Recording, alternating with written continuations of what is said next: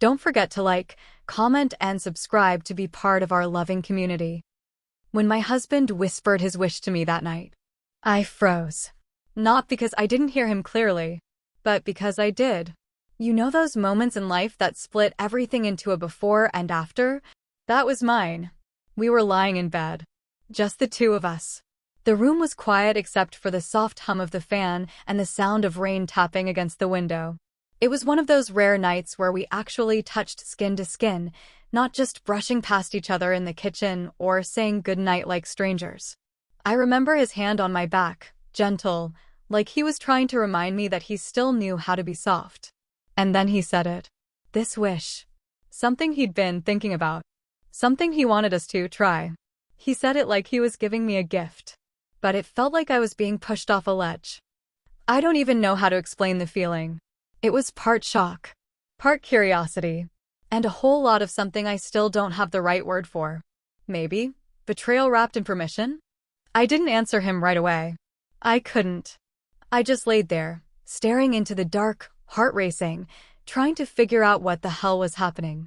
Was this some kind of test? A trap? Or was it real? Something he actually wanted me to say yes to? I wish I could tell you that I walked away. That I laughed and said, "Are you crazy?" But that would be a lie. What I did instead. What I agreed to. What followed in the weeks after that conversation, it's haunted me in ways I'm still trying to make sense of. If you've ever been in a moment where love, loyalty, and morality all blurred into one messy, impossible choice, then I think you'll understand. Or maybe you'll judge me. Either way, this is what happened. This story isn't for the faint of heart. But if you're still here, then welcome. You're about to step into a secret I never thought I'd share. Subscribe to Shocking Infidelity Saga for more true stories that hit deep. And if you've ever faced something that made you question who you really are, like this video, and tell me what you would have done. I've been married for 12 years. That sounds like a long time when you say it out loud, doesn't it? 12 years of birthdays, dishes, laundry, bills. 12 years of, what do you want for dinner? And don't forget to take the trash out. At some point, love became routine. Then routine became silence. And now, silence is just the way we live. My name doesn't matter. Not really. Most days, I feel invisible anyway. I'm 36. I used to be warm, bright, funny. I used to laugh with my whole body. I used to feel things deeply. But somewhere along the line, I started turning down the volume on myself, just to keep the peace. Just to fit into the life we built. Derek, my husband, is successful. That's the word people always use when they talk about him. He dresses sharp, keeps his schedule full, and speaks with a calm, practiced voice that never cracks. He's the kind of man who plans everything in advance, down to what socks he's wearing next Wednesday. He wasn't always like this. When we were younger, there was fire, passion, late nights tangled in sheets and whispered dreams.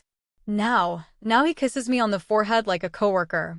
He asks how I am the way someone asks about the weather, polite, detached, uninterested in the details. But even in his quiet, there's something heavy. A kind of pressure under the surface, like he's holding something in. His silence, it has weight. And lately, it's been pressing down on me in ways I can't ignore. We have 2 kids. Liam just turned 16. He's smart, quiet, carries himself like someone who already knows the world is disappointing. He spends most of his time in his room with his headphones on, sketching or playing games. He's polite, kind even, but I can feel the distance growing. Like he's slowly retreating into his own world, and I don't have a map to follow him. Chloe is 8. She's my sunshine, still sees magic in everything. Wakes up every morning asking what kind of adventure we're going on today, even if it's just a trip to the grocery store. I hold on to her innocence like a life raft. Because I know how fast it slips away. Our home is quiet. Not peaceful. Just quiet. Everything is beige. Clean. Predictable. It looks perfect from the outside. I keep it that way. Because if the floors are shiny and the counters are clear, maybe no one will notice how hollow it all feels. I walk through the house like a ghost some days. Cooking meals no one compliments. folding laundry that no one notices, asking questions that get one-word answers, and always feeling like I'm trying to make space in a life that no longer has room for me. The hardest part? I don't even know when I disappeared. I remember one night, maybe a month before Derek told me his wish. We were both in the kitchen, standing right next to each other, and he looked up at me like I was a stranger. Just stared for a second too long, like he was trying to remember who I was. And in that moment, I realized I was trying to remember too. I don't think Derek is cruel. I don't even think he's distant on purpose. I think he's just tired. Of me. Of us. Of pretending to be something we're not anymore. He doesn't yell. He doesn't cheat. He doesn't hit. He just exists beside me. And somehow, that's lonelier than being alone. You'd be surprised how fast that kind of loneliness eats away at you. It's quiet. It doesn't announce itself. But it shows up in little ways. When you stop wearing makeup, when you avoid mirrors, when you start sleeping on the edge of the bed just to keep your distance. I used to think if I just tried harder, if I cooked his favorite meals, wore the right dress, kept the kids happy, kept the house perfect, he'd see me again. But he never did. And somewhere along the way, I stopped trying. So when he finally said those words to me, when he told me his wish, I wasn't shocked because it was outrageous. I was shocked because it was the first time in years he looked me in the eyes and actually wanted something from me. Not a chore. Not a favor. Not a task. A desire. And even though it was twisted and confusing and made my stomach knot up, it was the first time in so long I felt like I was being seen. Not as a mother. Not as a wife. As a woman. That's how this began. Not with lust. Not with rebellion. With a simple, aching need to be visible again. It started on a Thursday night. That in itself was unusual. Derek and I don't really do romance anymore, not because we stopped loving each other, but because somewhere along the way, we convinced ourselves we didn't need it. But that night, he surprised me. There were candles lit in the dining room. A bottle of red wine breathing on the table. My favorite music playing low in the background. I almost asked if we were celebrating something, but I didn't want to ruin it by needing a reason. He pulled out my chair, poured my glass first, looked at me like he used to, back when we were just two people in love and not two parents trying to make it through the week. We talked about nothing at first. Work. The kids. A movie he wanted to see.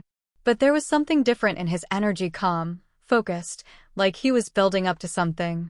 After dinner, we moved to the living room. Just the two of us. No phones. No distractions. I was sitting with my legs curled up under me, and he reached out and touched my ankle, lightly, almost hesitantly. Then he leaned in, just close enough for his voice to drop. I've had a fantasy, he said. Something I want, and I think you'll understand. I smiled nervously. Tried to play it off. Oh! Finally ready to get that motorcycle. He didn't laugh. He just kept looking at me, like he was trying to decide how much to say. It's not a joke, he said quietly. I've been thinking about this for a while, about us. About trust. About freedom. That word, freedom, sat heavy in the air. It didn't belong in the same sentence as marriage. Not ours, anyway. I asked him what he meant. And he said, I want to try something different. Just once. I want to feel what it's like to see with someone else. I blinked, unsure if I'd heard him right. I asked him to repeat it. He did. I want to feel what it's like to watch. To give you that freedom. No secrets. No lies. Just raw honesty. At first, I laughed. Not because it was funny, but because I was uncomfortable. Because it didn't make sense. Because it didn't sound like him. But when I looked at his face, I realized he was serious. Dead serious. I felt my stomach twist. Like the ground under me had shifted just a little. I asked him why. Why would he want that? Why now? What was broken that he thought this would fix? He said it wasn't about something being broken. He said it was about something we'd never touched. A part of ourselves we'd ignored for years. He talked about emotional exploration, about shedding old versions of ourselves. It didn't sound like Derek. It sounded like someone rehearsing words they read online. He said, this could be a gift. For both of us. A way to break out of the patterns. A way to remember desire. Not with lies. With honesty. My throat went dry. I asked with who. He didn't answer right away. He just shrugged. Said, someone we trust. Someone you're comfortable with. Maybe someone we both know. That part, that's when everything inside me started to go still. Because this wasn't some abstract idea. He'd thought about it. He'd pictured it. Maybe even planned it. I couldn't tell if he was trying to set me free or pull the rug out from under me. It wasn't just the request that shook me. It was how calmly he delivered it.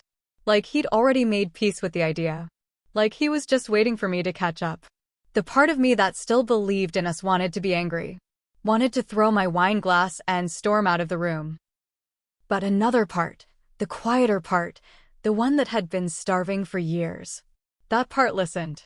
He touched my hand gently and said, "It's just a wish. Not a demand.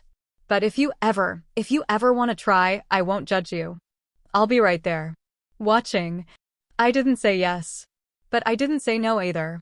And that silence, that little pause in between, that was where everything changed.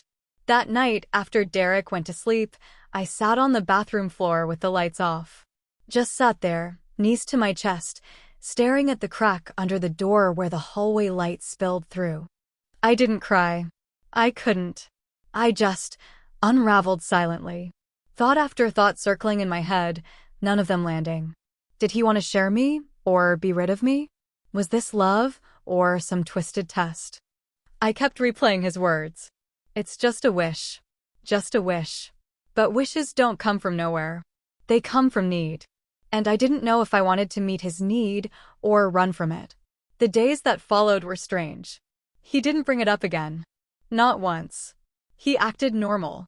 Casual. Like he hadn't just shattered the foundation of everything we built.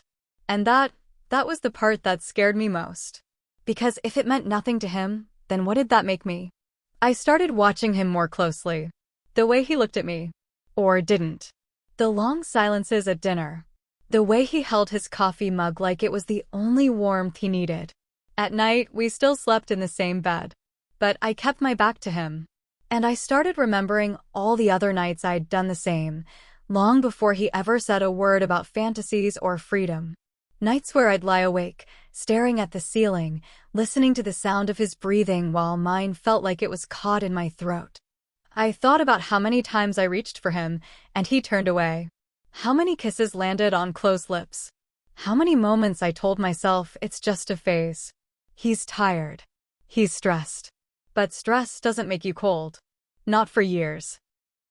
I started to wonder, was this fantasy his way of finally saying what he couldn't? That he didn't want me anymore, but didn't want to be the one to leave? And then came the part that made me ashamed to admit even to myself. A small, dangerous part of me was curious. I didn't want to be passed around. I didn't want to be watched. I didn't even fully understand what he meant by freedom. But I couldn't stop thinking about what it would feel like to be desired again. To feel someone's eyes light up when I walked into a room. To have someone touch me like they couldn't believe I was real. That part of me, the part I'd buried under motherhood, wifehood, years of routine and rejection, it started to wake up. And it scared me. Because I knew once that part of me was awake, it wasn't going back to sleep without a fight. I began to notice things I used to ignore. The way certain men looked at me in the grocery store.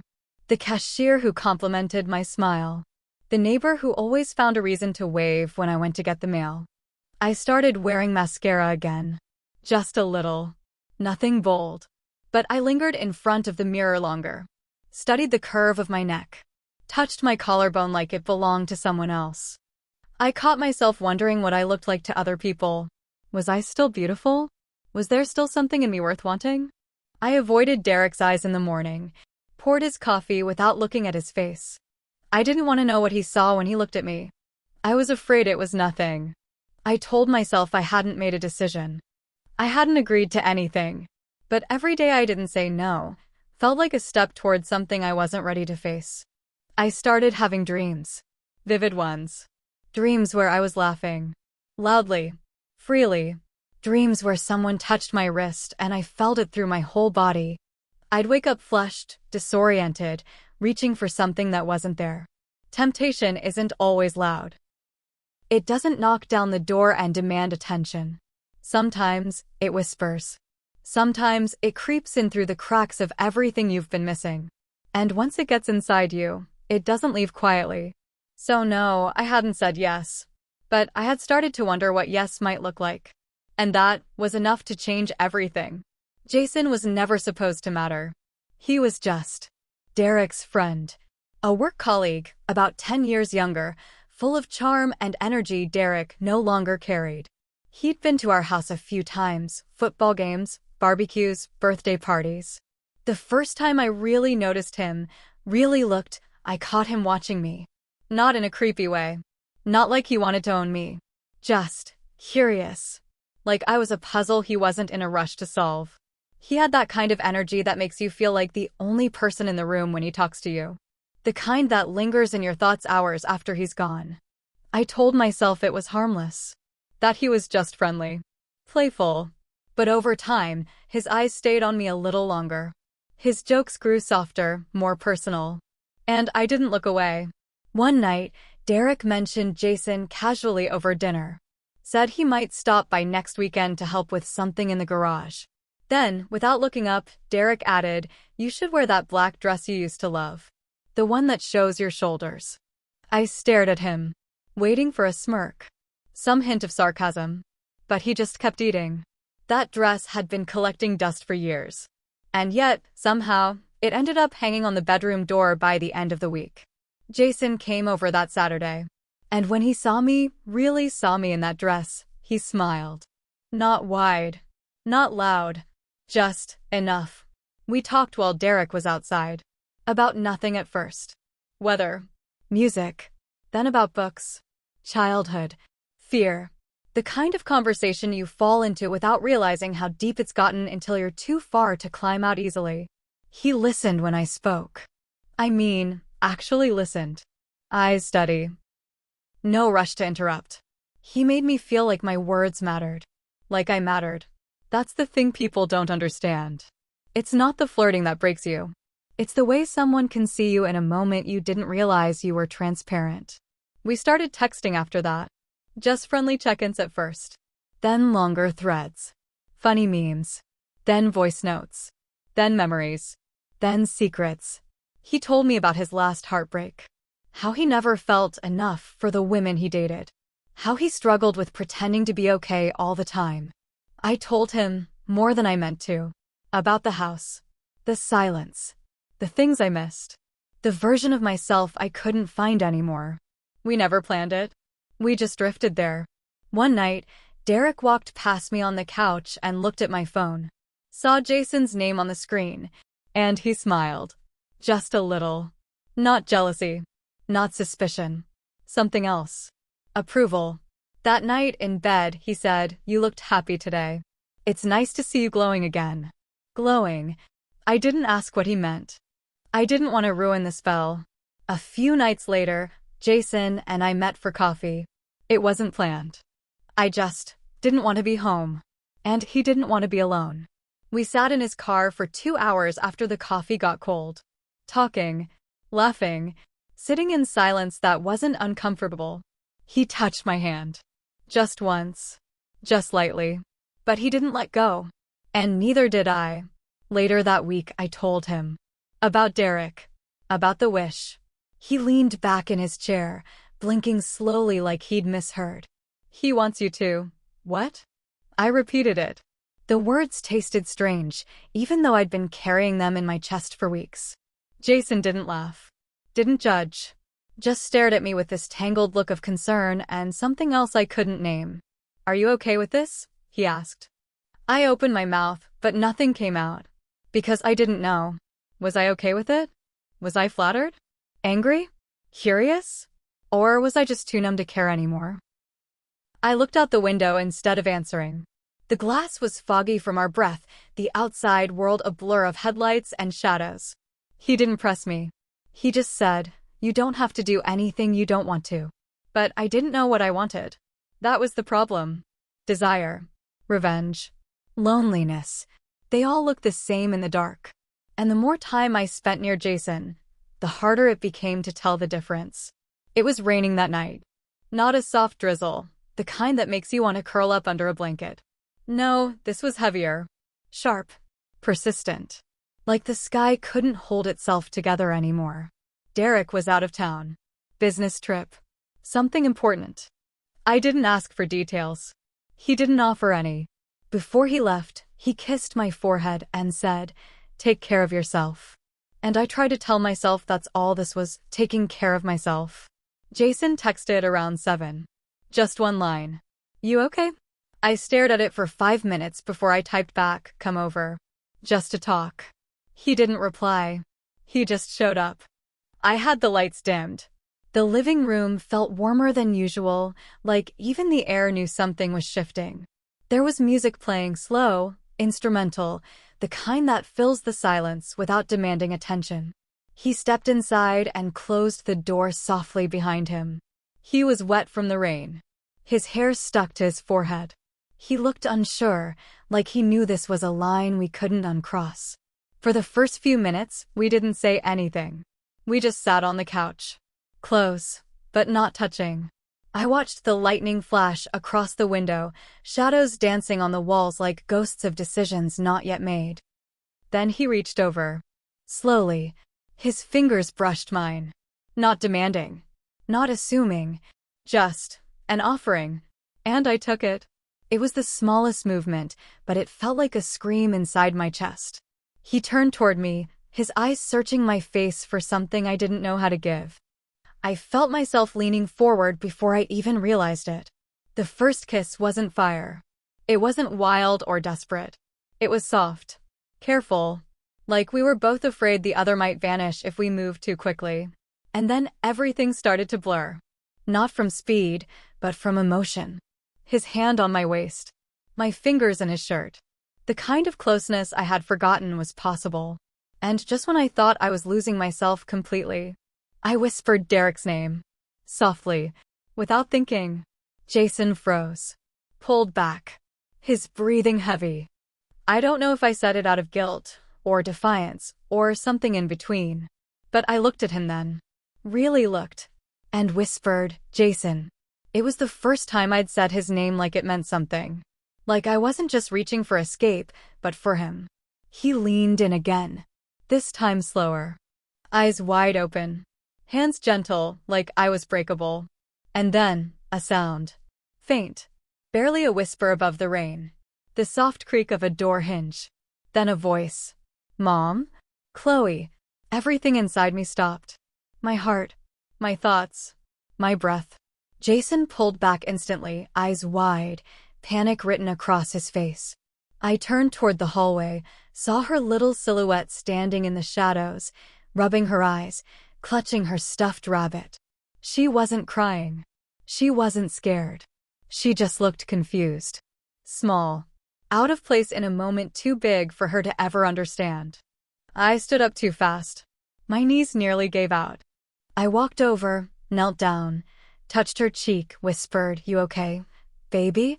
She nodded. I heard music. I told her I was just watching something. That everything was fine. And I led her back to her room, tucked her in, kissed her forehead. But everything was not fine.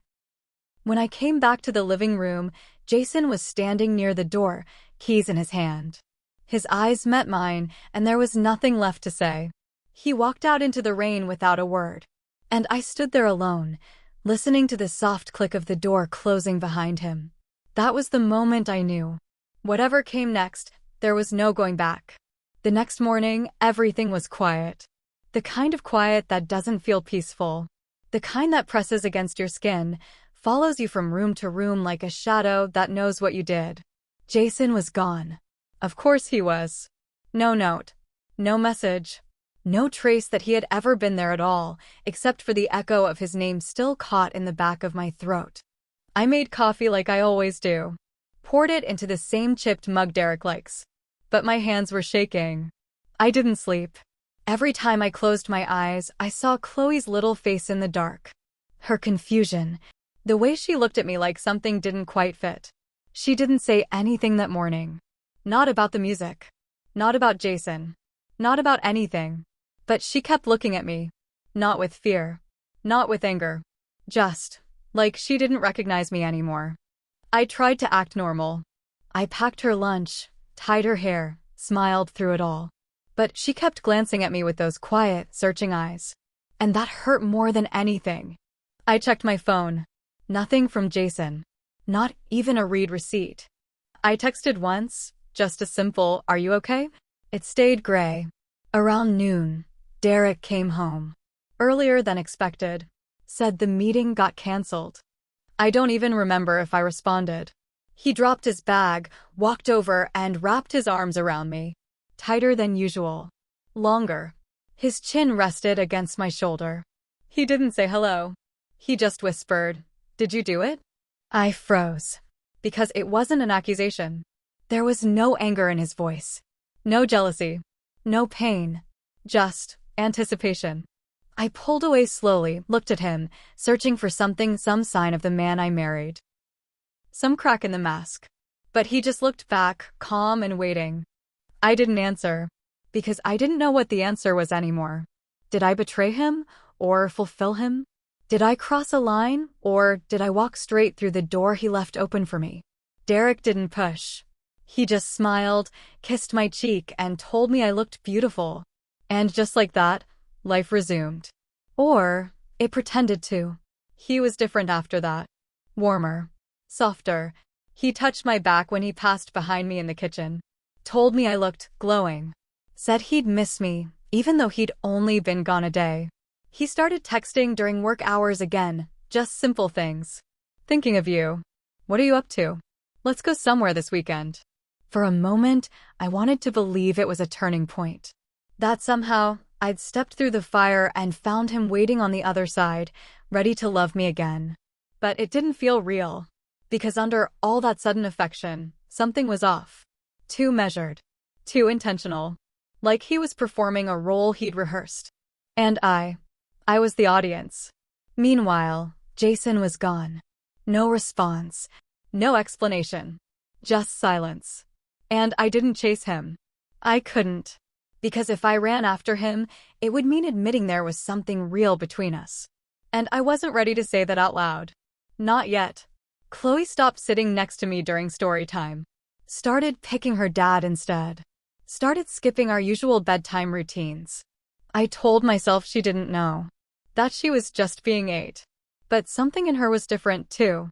She hugged me like she was being polite. Like she wasn't sure who I was anymore. The house felt heavier. Like the walls had absorbed it all, the touch, the secrets, the wish that had finally come true. I walked through the rooms like a guest. Everything looked the same. But nothing felt like home. And every time Derek smiled at me like nothing had happened. I wondered if I was the one pretending or if we both were. Because something had happened. And there was no pretending that it didn't. I stared at myself in the mirror this morning. Not the quick glance I usually give while brushing my teeth or fixing my hair before school drop-off. No, I really looked. The woman staring back felt unfamiliar. Her eyes looked older, but sharper too. Like they'd finally seen something that couldn't be unseen. I touched my own face like I was trying to remember if it was still mine. And I asked myself the question I've been avoiding since that night. Did I do what he wanted? Or did I do what I wanted? I keep playing that moment over and over. The sound of the rain, the softness of Jason's hands, the way my name left his lips like it mattered. But also Derek's voice in my head, so calm, so clear, saying, "It's just a wish." What kind of man makes that wish? Was he trying to give me freedom, or was he building a trap he could step away from clean? Did he want to be the martyr? The husband who allowed his wife to stray? Or was this his way of watching me disappear so he wouldn't have to be the one to leave? I don't know. And that's the part that's killing me. Because now, I can't look at him without wondering if all of this was part of a plan. If he orchestrated my fall just to prove something to himself. Or maybe I just needed permission. Maybe I was already halfway gone, and I was just waiting for someone to tell me it was okay to want more. The guilt is there. Of course it is. Thick. Constant. Like a dull ache behind my ribs. But there's something else too. Something harder to admit. I felt alive. For the first time in years, I felt seen, wanted, not for what I could do, not for the meals I cook or the chores I handle or the children I raise, but for who I am when no one's watching. That night didn't fix anything. It didn't break everything either. It just exposed the truth. I was a ghost in my own life, floating through days, invisible, untouched. And now, I don't know who I am. Not the wife. Not the mother. Not the woman Jason kissed. Not the woman Derek set free. Just someone standing in the ruins of choices she doesn't fully understand. I walked past Derek in the hallway today. He was on his laptop, typing something. Focused. I moved quietly. No words. And as I passed, my eyes welled up. Just like that. No warning. No reason. And he didn't even look up. He didn't see the tears. Maybe he didn't want to. Or maybe I've become so good at disappearing that even he forgets I'm still here. And I don't know what's worse. Being lost. Or finally being found, and still not knowing what to do with yourself. Sometimes love isn't about boundaries. It's about knowing when they've already broken. My husband had a wish, and I said yes. But I'm still not sure who I betrayed more, him or myself.